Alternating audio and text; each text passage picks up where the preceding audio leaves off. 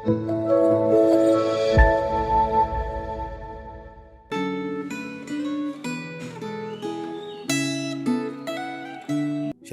kita berjumpa lagi di dalam renungan Gema dari GKY.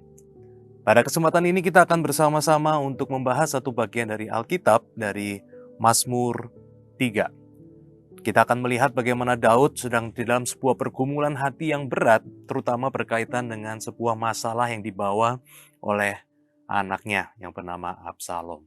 Nah, inilah satu hal yang terhubung juga dengan kehidupan kita. Dalam kehidupan keluarga kita juga seringkali mengalami tantangan-tantangan di dalam anggota-anggota keluarga kita. Dan mari kita akan melihat apa yang Tuhan mau ajarkan, apa yang Tuhan mau sampaikan kepada kita sekalian yang ada pada saat ini. Sebelum kita lebih jauh lagi merenungkan akan bagian ini, mari kita bersama-sama berdoa. Tuhan, kami datang ke hadirat-Mu sekali lagi siap untuk menerima perkataan-perkataan Tuhan. Biarlah perkataan-perkataan Tuhan, firman Tuhan boleh masuk dalam hati pikiran kami, dan biarlah Roh Kuduslah yang boleh memampukan kami untuk boleh mengerti dan juga mengalami firman itu mengubahkan hidup kami. Terima kasih, kami serahkan waktu ini ke dalam tangan Tuhan saja, dalam nama Yesus Kristus kami berdoa. Amin. Kita akan bersama-sama untuk membaca, dan saya akan membacakannya bagi Anda sekalian jikalau Anda juga ingin mendengarkannya secara langsung. Mazmur 3. Mazmur Daud ketika ia lari dari Absalom, anaknya. Ya Tuhan, betapa banyaknya lawanku. Banyak orang yang bangkit menyerang aku. Banyak orang yang berkata tentang aku, baginya tidak ada pertolongan daripada Allah. Tetapi Engkau Tuhan adalah perisai yang melindungi aku. Engkaulah kemuliaanku dan yang mengangkat kepalaku. Dengan nyaring aku berseru kepada Tuhan, dan Ia menjawab aku dari gunungnya yang kudus.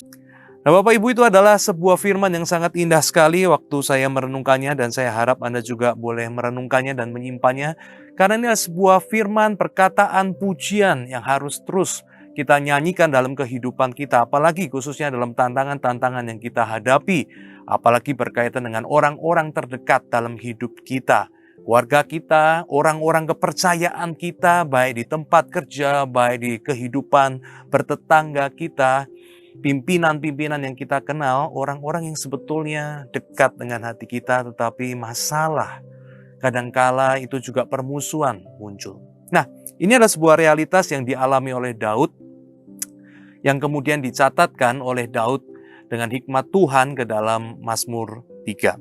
Nah, Absalom sendiri adalah anak ketiga dari Daud, dan dia kemudian itu memberontak, dia melawan akan ayahnya sendiri dan hendak mengambil akan tahta kerajaan Israel buat dirinya sendiri.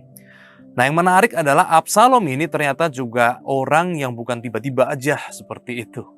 Jadi manusia itu sebetulnya juga selalu punya sebuah hal yang kita bisa lihat, dia terus bertahap dalam kehidupan dia. Nah, Absalom sendiri punya histori atau riwayat kekerasan di dalam kehidupannya. Dia membunuh kakaknya sendiri, yaitu adalah Amnon, ya, anak pertama dari Daud, dari istri yang lain dia membunuhnya. Memang Amnon melakukan kesalahan. Dia melakukan sebuah hal yang tidak tepat, tetapi kekerasan yang dilakukan Absalom ini sangat luar biasa, ya, menarik, sehingga dia harus kemudian tuh disingkirkan. Kemudian setelah beberapa tahun baru dia diterima kembali ke dalam istana kerajaan daripada Israel. Nah, jadi kita melihat dia kemudian walaupun sudah diberikan kesempatan balik lagi ke Yerusalem bersama dengan keluarga kerajaan, dia ternyata tetap punya sebuah niat, kemudian dia menjalankan niat untuk mengambil kekuasaan raja itu, dan dia melakukannya dengan kekerasan. Nah, Bapak Ibu, saudara-saudari sekalian, hidup banyak masalah. Demikian juga Daud, dia memiliki masalah ini, dia dihianati orang yang paling dekat dengan dia. Kemudian orang paling dekat ini juga memiliki musuh-musuh lagi yang lain. Memanggil perkumpulan-perkumpulan orang untuk melawan Daud. Sehingga begitu beratnya masalah ini sampai Daud itu harus kemudian melarikan diri keluar dari Yerusalem. Nah, artinya kita melihat apa? Ini bukan masalah yang gampang. Jadi ini bukan cuma masalah ada satu orang yang gampang disingkirkan atau ada satu orang yang kemudian kita bisa tangkap, kemudian disiplinkan. Ini bukan satu anggota keluarga yang kita bisa bilang, kamu diam, kemudian setelah diam semua masalah beres. Enggak. ternyata orang ini, Absalom ini, mengumpulkan kekuatan begitu besar. Tidak sedikit orang-orang penting di dalam kerajaan itu memihak kepada dia. Sehingga Daud sendiri dalam kondisi ini dia yang harus pergi kabur. Dia yang harus melarikan diri. Bapak Ibu, kita bisa bayangkan ya, mungkin ini adalah kondisi-kondisi ya yang pernah kita alami. Saudara-saudari, mungkin ini adalah kondisi yang pernah juga kita jalani dalam kehidupan kita. Ya, kita mengalami pengkhianatan yang begitu besar. Sampai kemudian itu kita merasa terbuang. Kita itu sampai kita merasa tidak punya teman lagi. Dikatakan Daud, musuh-musuhku itu banyak. Bapak, Ibu, saudara-saudari sekalian, ada dua hal yang hari ini kita akan renungkan. Hari ini firman Tuhan mengingatkan kita ya jangan fokus kepada banyak masalah atau kepada banyak musuh. Nah ini Daud juga sudah katakan, Daud bilang banyak musuhku.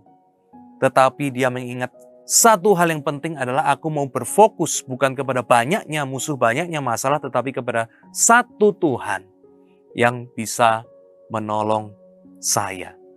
Bapak Ibu jangan biarkan masalah-masalah musuh-musuh yang banyak membuat hati kita kecil. Saudara-saudari jangan biarkan orang-orang yang memusuhi kita, tidak peduli berapa banyaknya membuat hati kita itu kecil. Kita harus mengarahkan bukan pada banyak musuh, tetapi kepada satu Tuhan yang besar yang bisa menolong kita. Kenapa? Karena sebetulnya banyak masalah, banyak musuh itu bisa diselesaikan sebetulnya kalau kita itu memang menemukan satu kunci permasalahan. Satu kunci. Nah, satu kunci yang bisa memecahkan masalah itu siapa? Dalam banyak hal, bisa banyak hal. Ya bisa dalam hal ekonomi, gitu kan. Kalau bank kita punya masalah yang besar, ya bank bilang, oke, saya kasih kamu kesempatan. Itu cuma satu perkataan. Dari satu orang penting di bank, semua masalah beres. Kita bisa atur kembali semua waktunya dan semua masalah beres. Ya di dalam kehidupan kita, di dalam kehidupan keluarga kita, ya masalah keluarga bisa banyak. Musuh bisa banyak. Tapi kalau ada satu orang yang dihormati di keluarga bilang, begini, kita lakukan. Dan semua orang hormat. Semua masalah keluarga beres. Nah, dalam kehidupan kita juga sama. Lihat kepada Tuhan, temukan Tuhan, panggillah Tuhan. Kalau Tuhan campur tangan, gak peduli berapa banyak masalah, beres. Kemudian yang kedua dan yang terakhir adalah jangan biarkan orang lain atau musuh-musuh kita terutama berhasil menanamkan dalam hati dan pikiran kita tidak ada yang menolong. Nah ini perkataan daripada musuh-musuh Daud, tidak ada pertolongan dari Tuhan buat dia. Jangan sampai orang-orang itu bisa menanamkan itu dalam hati dan pikiran. Gak ada yang nolong, gak ada yang bisa tolong kamu. Udah kamu tuh udah putus asa. Udah kamu tuh gak ada jalan buntu, ini jalan buntu gak ada penyelesaian buat kamu. Aduh kasihan kamu. Gak ada pertolongan. Jangan biarkan itu masuk dalam hati dan pikiran Anda. Selalu lawan itu. Tidak peduli siapa yang bilang. Ya mau keluarga, mau orang terdekat, mau orang banyak bilang. Jangan izinkan masuk. Karena sekali diizinkan masuk, dia akan bertumbuh jadi semak duri dalam hati dan pikiran kita. Mendatangkan sakit, masalah, pergumulan dalam hati pikiran kita. Jangan lawan selalu dengan perkataan firman Tuhan, terutama dari Mazmur 3 itu. Misalkan kalau saya akan berkata, dengan nyaring aku berseru kepada Tuhan dan ia menjawab aku. Dan saya akan ulang-ulang terus, dengan nyaring aku berseru kepada Tuhan dan ia akan menjawab dan menolong aku. Saya tidak akan membiarkan hal-hal negatif dari musuh masuk ke dalam hati saya. Saya akan membiarkan firman Tuhan masuk dalam hati dan pikiran saya. Dan saya harap itu juga adalah pilihan iman Anda. Biarkan firman Tuhan yang mengisi hati dan pikiran Anda. Seperti Daud beriman dan percaya bahwa Tuhan akan menolong dan menjawab pergumulan dia. Walaupun dia lemah dan berdosa, tetapi Tuhan akan menjawab dan menjadi pertolongan buat dia. Kiranya itu yang kita masukkan dalam hati dan pikiran kita setiap hari, setiap jam, di tengah setiap musuh-musuh yang mengatakan kepada kita, tidak ada yang bisa nolong kamu. Kita buang itu, kita terima firman Tuhan. Mari kita berdoa. Tuhan Yesus, betapa banyak musuh dan masalah kami, begitu banyak orang-orang yang mengatakan tidak ada pertolongan buat kami. Tetapi hari ini firman Tuhan Mazmur 3 dengan kencang berseru kepada kami. Ada pertolongan dari satu Tuhan yang berkuasa di atas segalanya. Dan satu Tuhan itu bisa membereskan begitu banyak musuh dan begitu banyak masalah. Dan kami berdoa supaya firman Tuhan mengisi hati kami. Kami tidak membiarkan perkataan-perkataan manusia yang mengisi hati dan pikiran kami. Kami mau menyimpan firman Tuhan dalam hidup kami, mengulang-ulang terus dan menjadikannya sebuah tanaman iman yang bertumbuh dalam hati dan pikiran kami, menghasilkan buah-buah iman, damai sejahtera, kepercayaan kepada Tuhan, sukacita, dan kebaikan, oleh karena kami percaya Tuhan tidak meninggalkan kami. Inilah doa kami, dalam nama Yesus Kristus kami berdoa. Amin. Makasih, Tuhan kiranya berkati kita dengan setiap firman dan perenungannya pada hari ini. Tuhan berkati kita sekalian.